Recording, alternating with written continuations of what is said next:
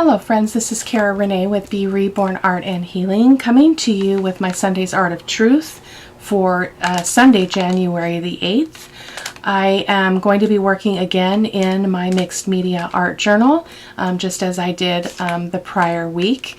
I haven't exactly ironed out all of the palette colors that I want to use.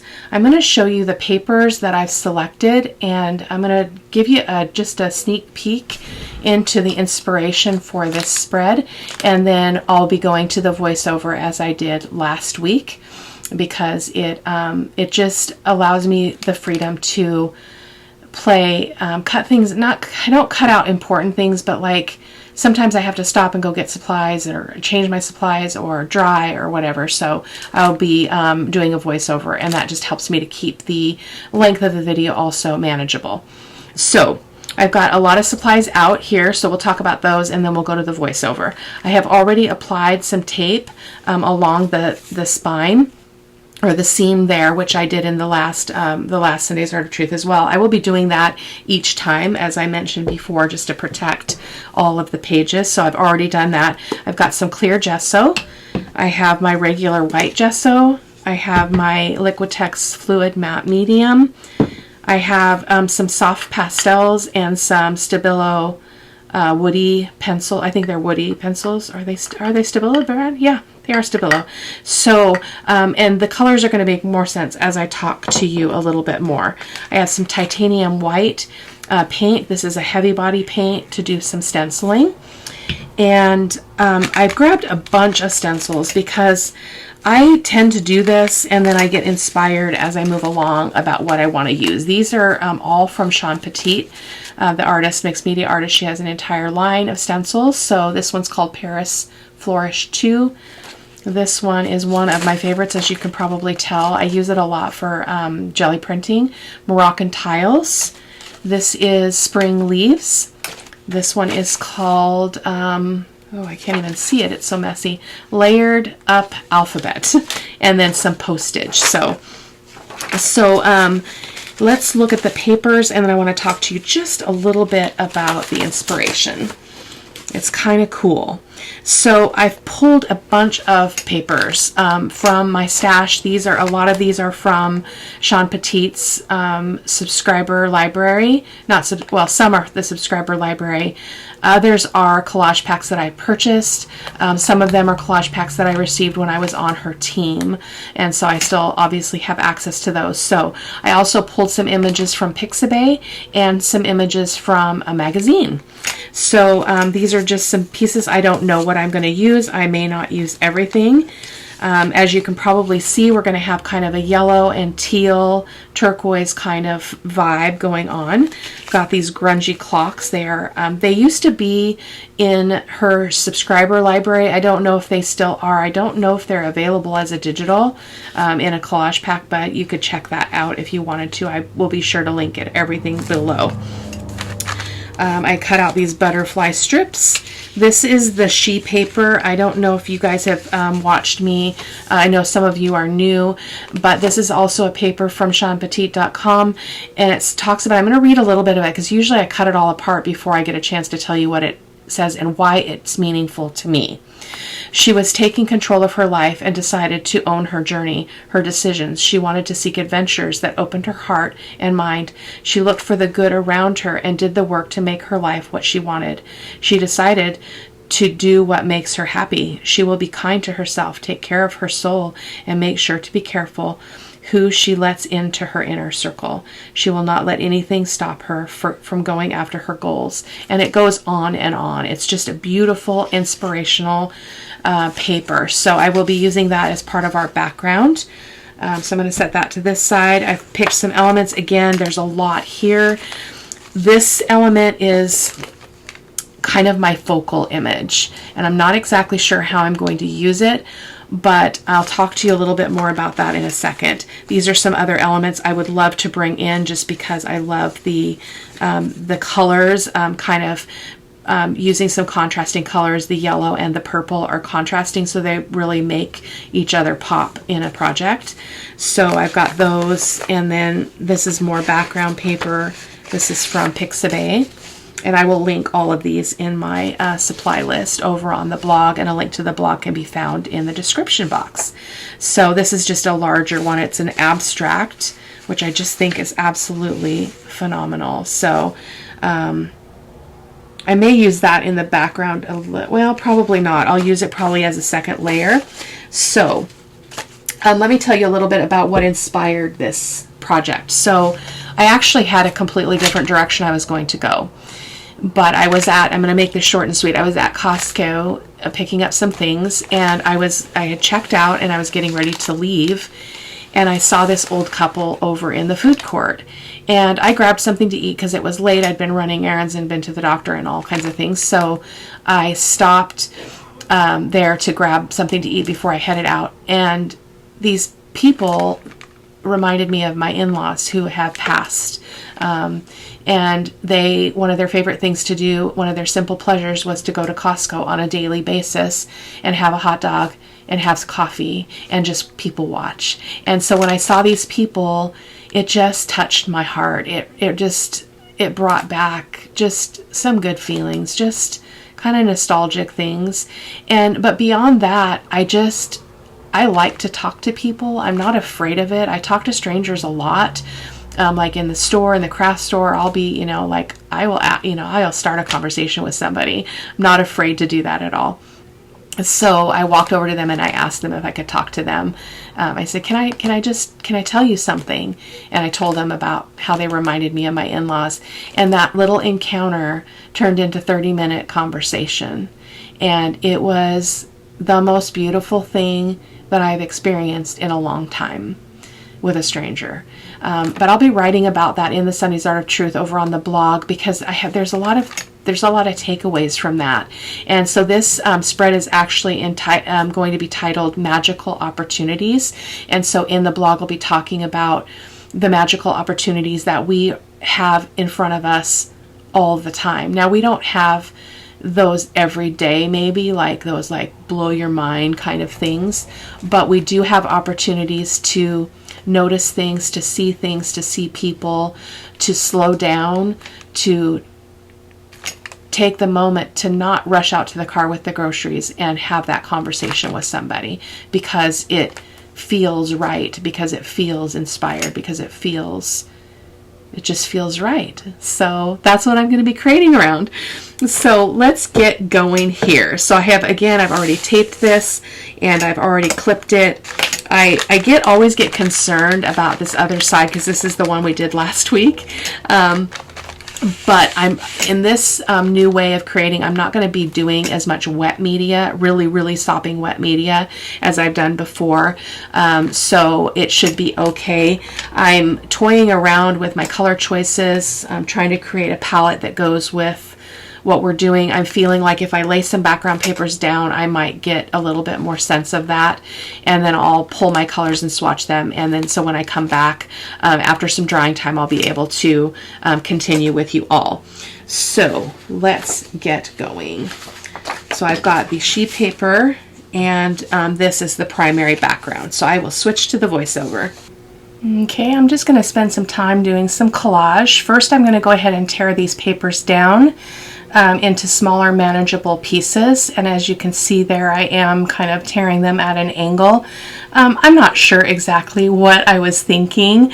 The collaging on this was really unusual for me. I don't normally do this kind of rough tear, but yeah, and when you look at the collaging when it's done, it's like, what was she thinking? There was really no rhyme or reason. I was really just enjoying the tearing, enjoying the gluing and that kind of thing. It's very relaxing and kind of meditative to me, so I really enjoy it.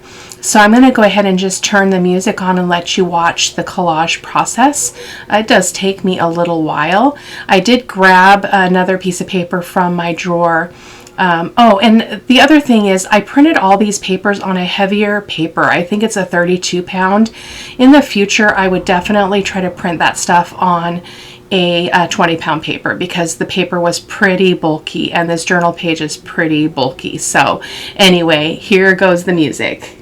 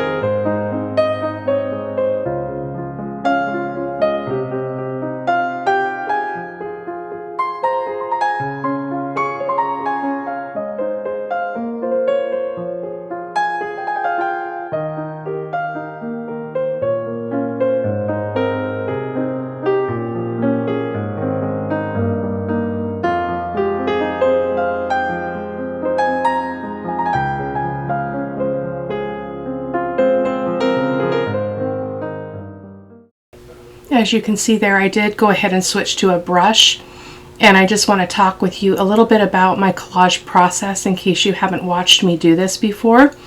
I do try to spread the elements around the page or the spread or whatever I'm working on, just to kind of break up that color. Again, the collaging when it's finished looks a little bit like maybe a child did it, but and a lot of it doesn't show up in the end. There's so many layers on top, but as I've mentioned before, when you're working on a particular layer, we don't really know where it's going to take us.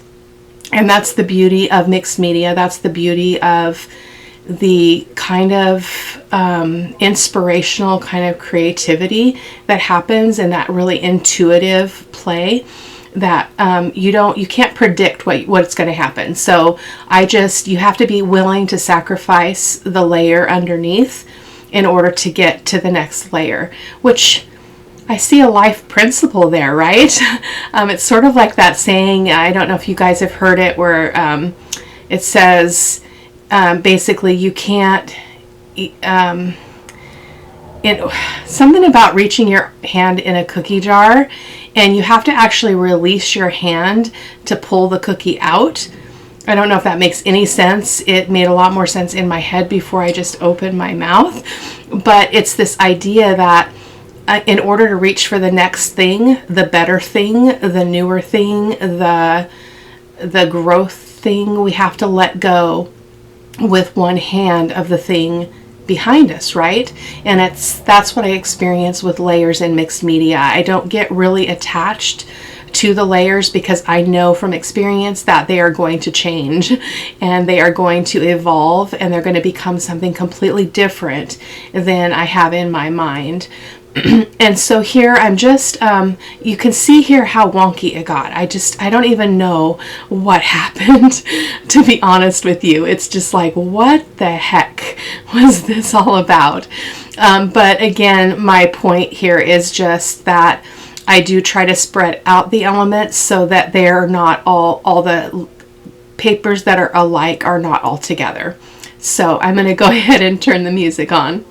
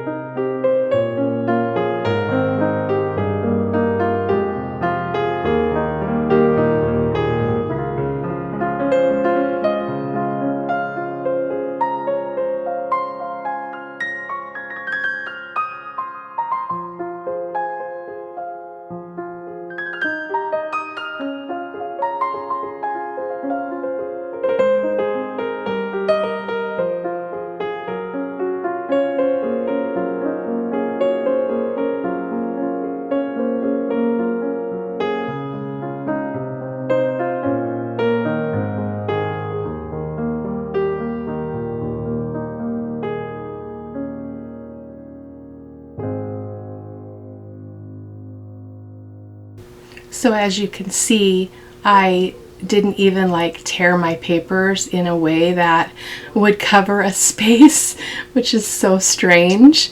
But I'm just finishing up here the collaging, and then we'll move on to the next step. So again, none of this really shows in the end. I had selected this that kind of teal yellow background because that was kind of the color, well, that was the color scheme I was going for, but it doesn't end up really playing a part at all. But I do bring those colors back in at the end. So yeah. And that's the she paper that we talked about at the very beginning in the intro. It always works really well for me as a base because it kind of starts the story for me about why I make the choices that I make and why I live the way that I live. So there, we're going to just dry that really quick.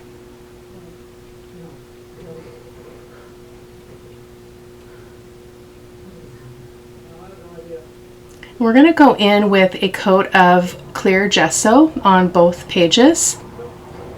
I apologize, I'm hoping that on your side that didn't just glitch. On my side it glitched as I'm editing, so we'll see. But I don't have the energy or the time to go back and fix that, so hopefully it will be okay.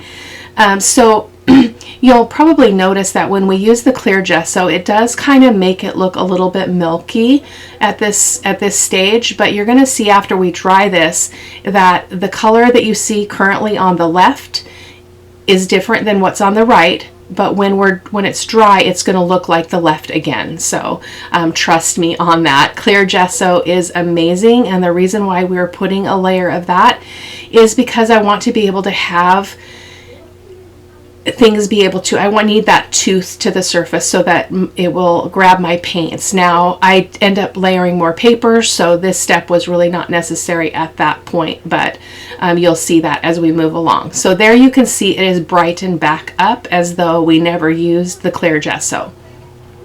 So now I'm going in with my Liquitex white gesso, and I'm going to push back some of those papers. Now in retrospect, I wish that I had just used my brayer or something here, because this took a really long time using my finger. I don't know if it was kind of the space I was in. I had this great idea. I had these visions in my head, and full disclosure, this project did not go the way that I thought it would go. It felt very old school to me, like the old way that I used to do art journaling. But at the end, when I look at the spread, it is exactly what I wanted to say. The way that I got there was a little bit different, and a little bit kind of it was kind of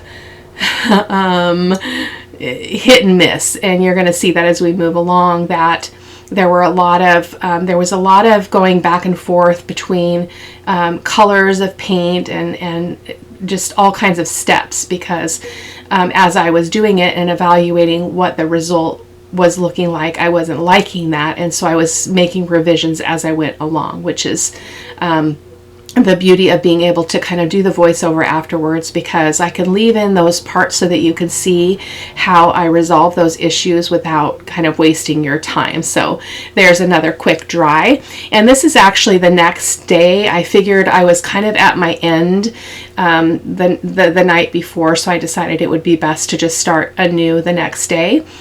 So I got all of my papers ready. I did some printing on tissue paper with the hopes of using it as background. Again, the way that I did these layers was very different than what I had planned. I don't know what happened, but I kind of did things a little bit out of order. Again, it worked out in the end. It's beautiful. I'm happy with it. It was exactly what it needed to be.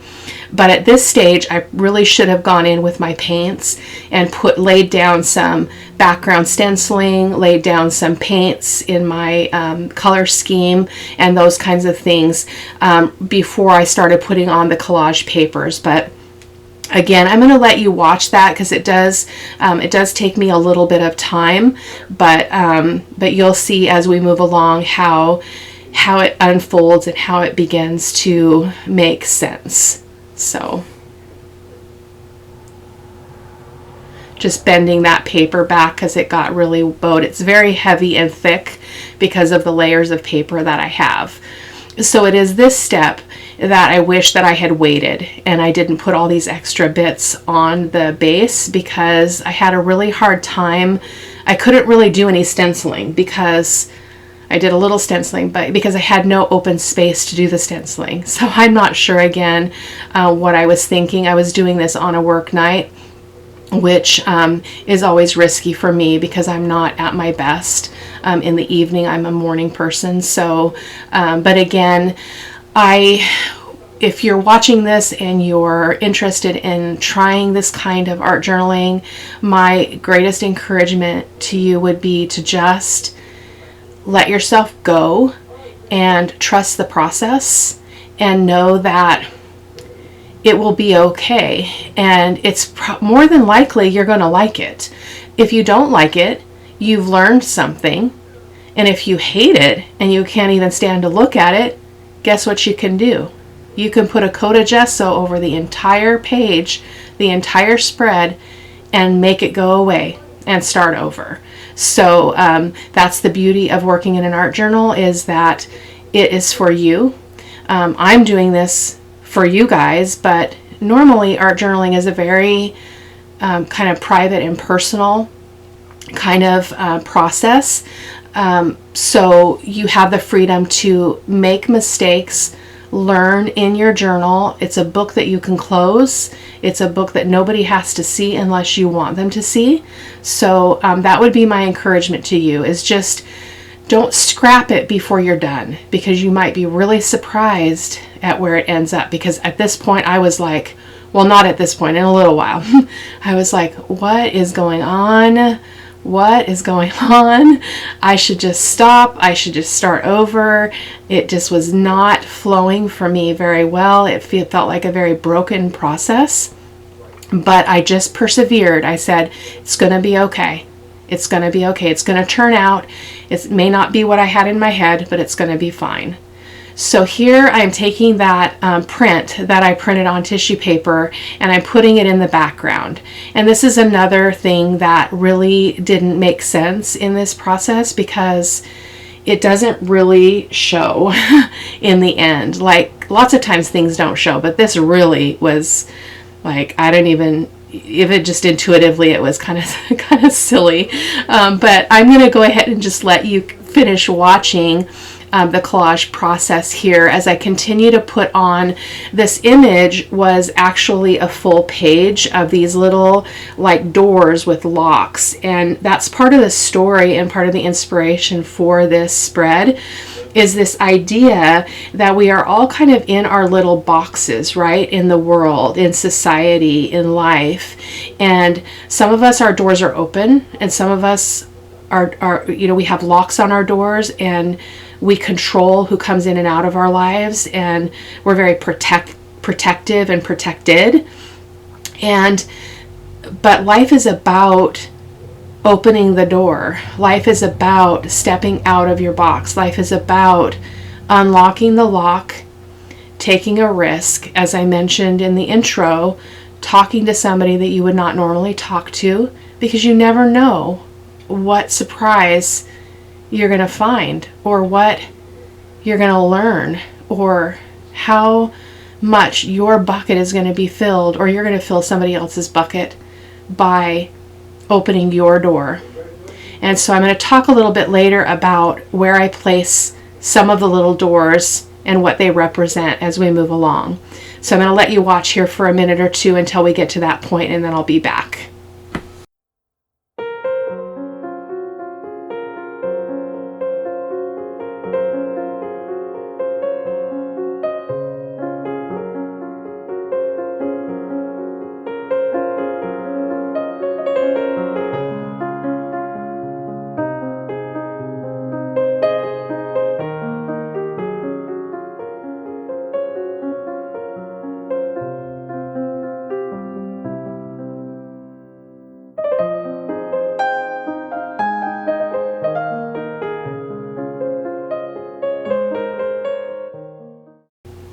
So just another note, I was happy with how I chose to cut these little kind of doors, cupboards, whatever you want to call them, apart into more individual pieces. What I wasn't happy with was the base underneath. It just felt wasted, and just like, okay, I could have done that differently and made it more effective, but again, it is okay. So, and I am using, I don't know if I mentioned it, I am using that abstract paper that I showed you at the beginning that has a lot of yellow in it, and it has little bits of pink and kind of a lavender color in them. Yellow and purple complement each other because they are opposite on the color wheel. If you put them together, you mix them together, they're going to make mud, they're going to be ugly, they're going to be brown. But when you use them in a project separately, they complement each other. They make each other better. And so that's kind of what I ended up doing here, even though I really wasn't sure at this point how I was going to get there.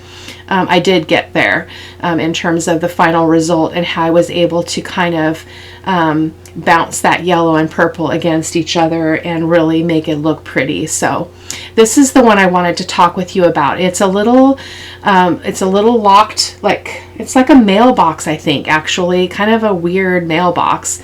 But the turquoise one there represents me. And the reason why I set it off to the lower right side is because that's kind of how I live my life. Even though I say, you know, I will talk to a stranger, I will talk to people in the store, I'm very much a homebody, and I like my distance, I like my space, and I have to be intentional about stepping out of that space. So that's why I put myself over there onto the right, the lower right hand corner. So just in case you're curious about that, but that's my box. So I'm going to come in with another layer of the clear gesso, and the reason for this, as I mentioned before, is I really shouldn't have even put the other layer on, but I didn't know I was going to come and do more papers. So again, we don't know until we get there what's really going on. So again, nothing is wasted, but I do want to make sure that I have that tooth again to my surface, because when you use fluid matte medium, it creates a really slick surface. And so some mediums will not want to stick to it. Some mediums work really well on the top of it, but generally speaking, you need that tooth, you need that kind of grit. That the gesso or the clear gesso provides. So that's why I'm doing another layer. I'm trying to really brush it out though, so I can minimize any translucent lines. So even though this is going to dry clear and it's not going to be milky like it looks right now as we saw before, I do want to make sure that I can get rid of as many of the brush strokes as possible just to make it look pretty, and it does. And I find myself touching it, and I really like the feeling of it. It's kind of like a really fine sandpaper. Works great for mixed media. So here's another dry.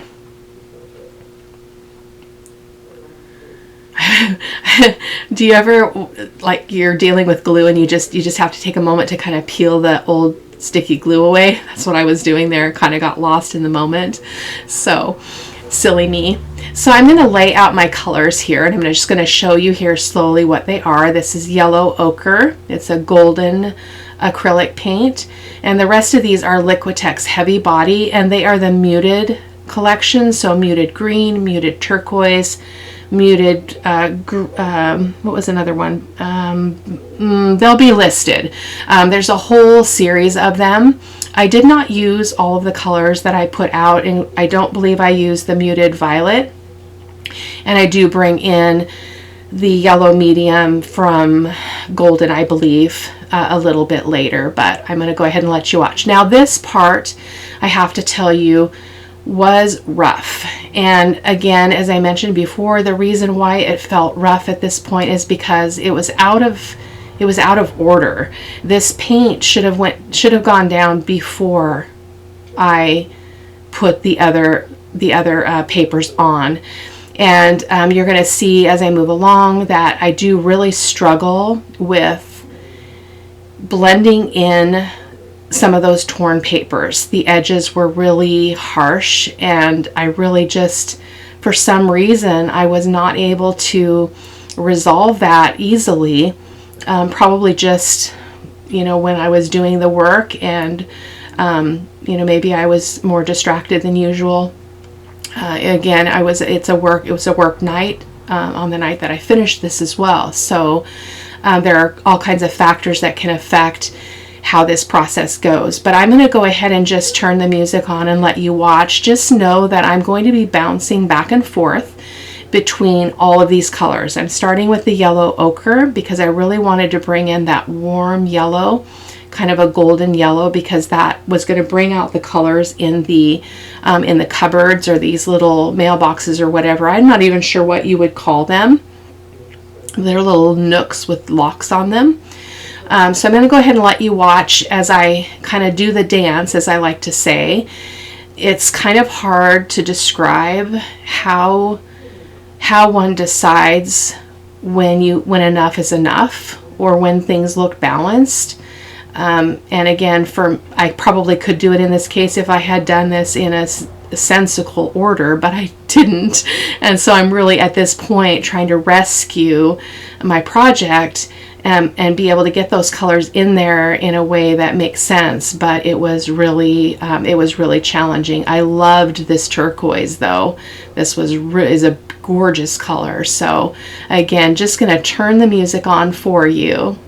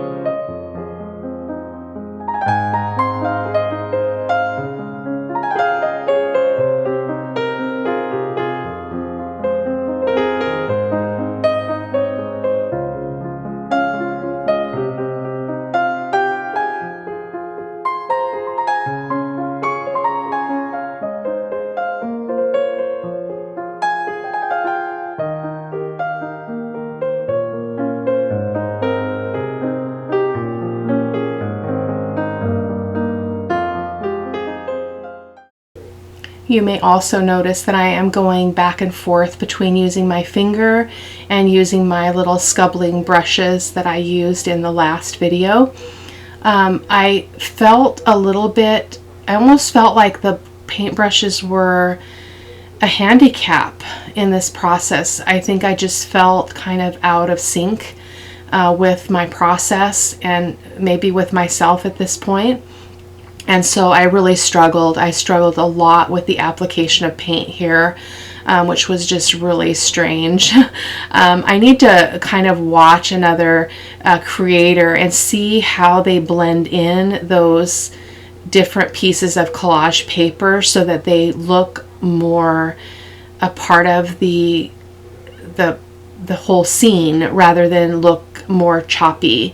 Now I do some stenciling with the kind of the honeycomb stencil a little bit later, and that does help quite a bit, but it was definitely a struggle.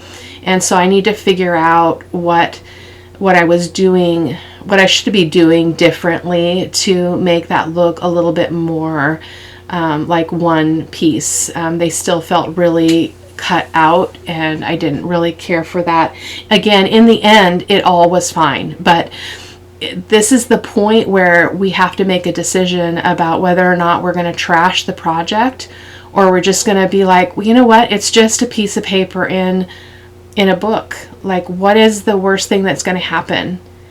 The worst thing, again, is you don't like it, you can't stand to look at it, it makes you cry or it makes you mad, and you gesso over it. Just gesso over it, put more paper on top, or take the pages out. You could totally take the pages out. It's totally up to you. Now, I encourage you not to take the pages out because our art journaling process shows our growth. It shows our struggle. It shows our journey through the art journaling process. So I would encourage you to persevere and know that everything serves a purpose. And what is it that they say? You're basically, you're never losing. You're always just learning, right? We're always learning, so you can frame it that way.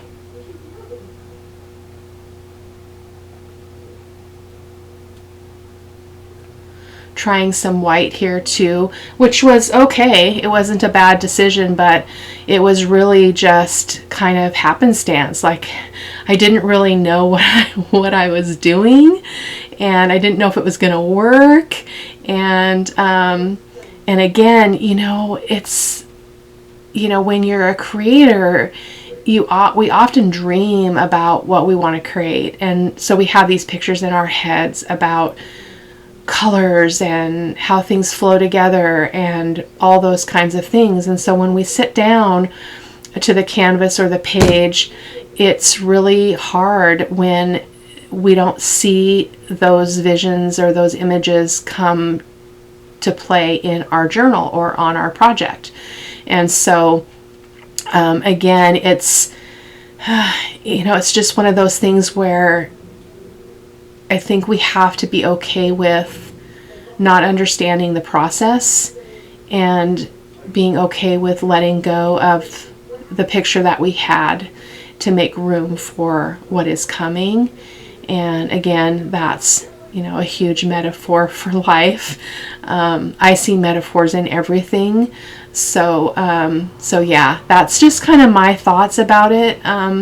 It can be really discouraging when we feel like what we have in our head is not so easy to get down on paper or on some kind of substrate. So again, I encourage you to persevere and just follow the process through to the end.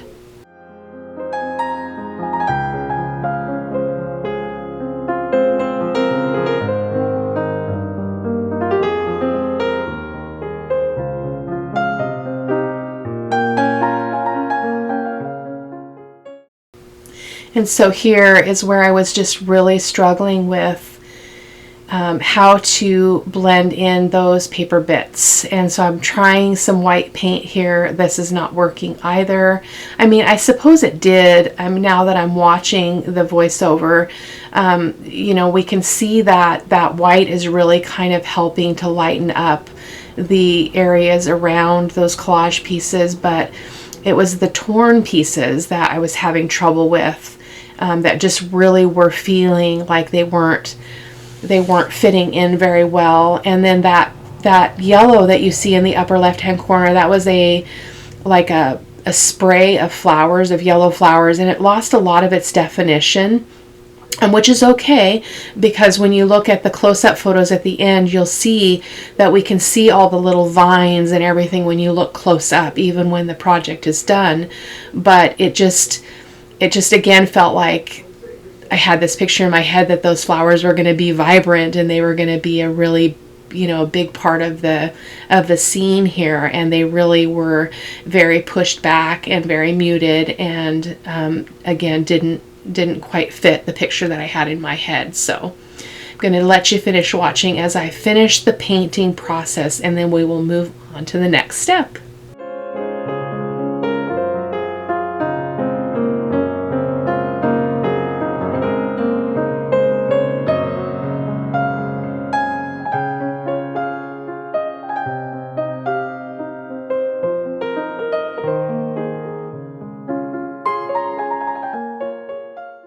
Here, coming in with the, sorry, I told you I wasn't going to talk, coming in with the yellow medium. This is a golden artist grade paint. It's one of my favorite lines of the golden paint, next to the fluid acrylics. I love the fluid acrylics, but this is high quality artist acrylic. So it's really, it's again great quality. They've got some fantastic transparent colors, and they're just beautiful to work with. And this yellow is absolutely to die for. Yellow is my favorite color, so I love how this turned out. This yellow was definitely a game changer in this piece. Now I am going to be doing the dance here again between the yellow and some other colors, just to kind of the yellow was very bold, and so by adding some other colors to it, I was able to create different tones of green and different tones of turquoise, even by adding some more of the turquoise paint here as we go along. But the yellow was definitely key here, because it did help to tie in those extra collage bits that we had introduced with that abstract paper, and really beautiful. So again, just going to let you finish watching here. This time I will hush for a little while.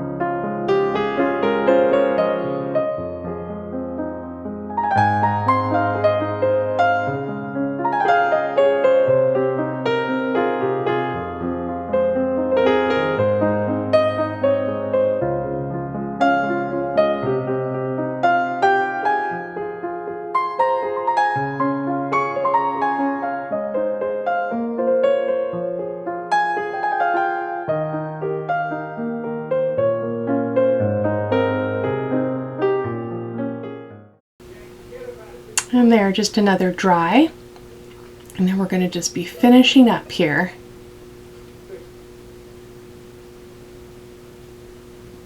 Just a little bit more white.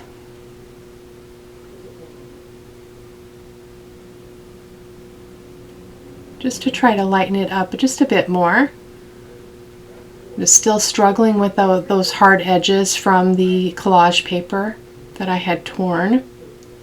I would have been better to have left those papers whole or in bigger, in bigger shapes like rectangles or squares. That's normally what I would do, so I'm not sure. I'm not sure what I was thinking there, but just a little bit more of a touch there. And here we go for another dry.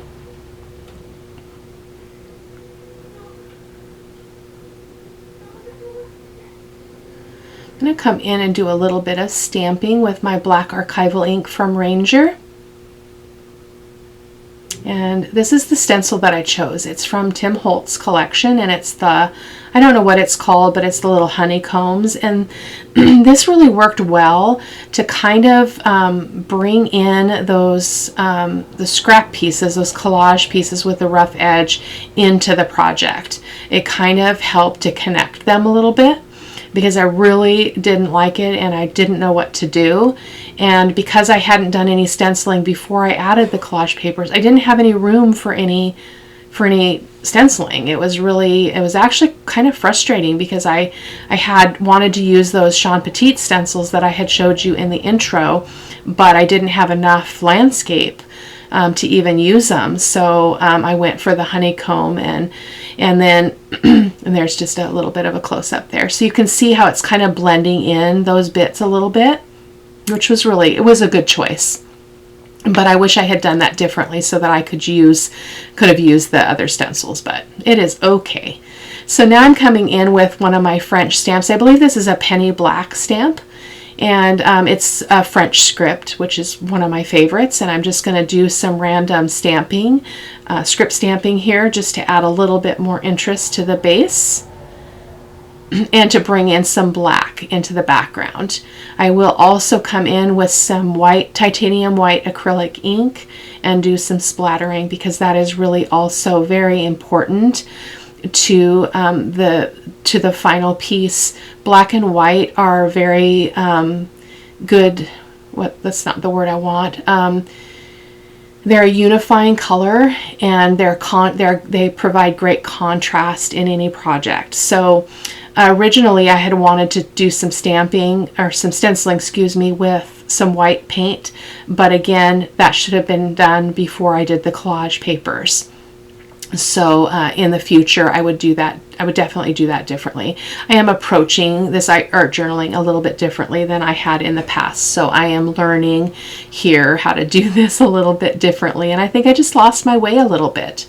So I'm just squirting out a little bit of that white acrylic ink on my mat, and I'm getting a brush, and I'm just going to splatter. Now I am going to get it on the doors and everything. And there was a reason for that, because I felt like it was almost like spreading a little bit of joy into everybody's box, into everybody's little boundaried world, whether their boundaries are fences or locks or doors or cages or whatever. Everybody has a different protective mechanism. And so I thought, I'm just going to splatter that white everywhere and make it beautiful for all. So if you're interested in the inspiration, you can head on over to the blog at B.Rebornart.com. The link will be in the description box. You can also find all the supplies and photos over there. Thanks!